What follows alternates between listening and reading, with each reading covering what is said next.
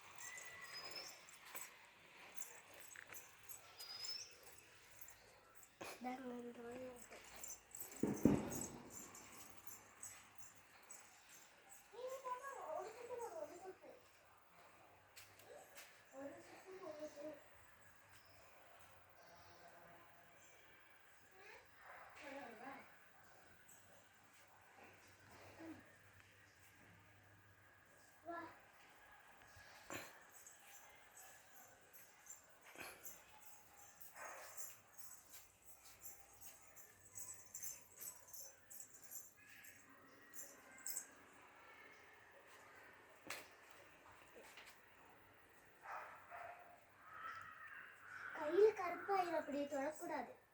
Okay, கையில் ஆயிரம் கருப்பு இருக்குல்ல, இது திருநூறு, கருப்பு திருநூறு நீ வச்சுக்கிற பார்த்தியா, அது எங்கடா இங்கே வழக்கமாக திருநீர். வாங்க போகலாம் வாங்க.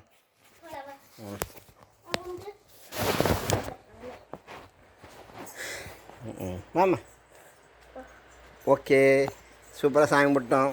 செப்பல் தொடுங்க, நீங்களும் செப்பல் தொடுங்க. இது சரிம்மா, செப்பல் தொடுங்க. செப்பல் தொடுமா செப்பல் தொடுமா.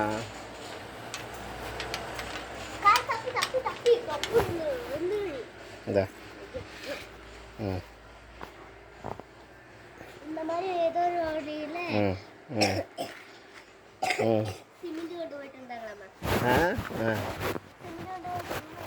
ஏதோ ஒரு ஜில்லை எனக்கு டக்குன்னு ஞாபகம் இல்லை. அதான் செப்பல் எடுமா தொடுமா. செப்பல் போடல நீ.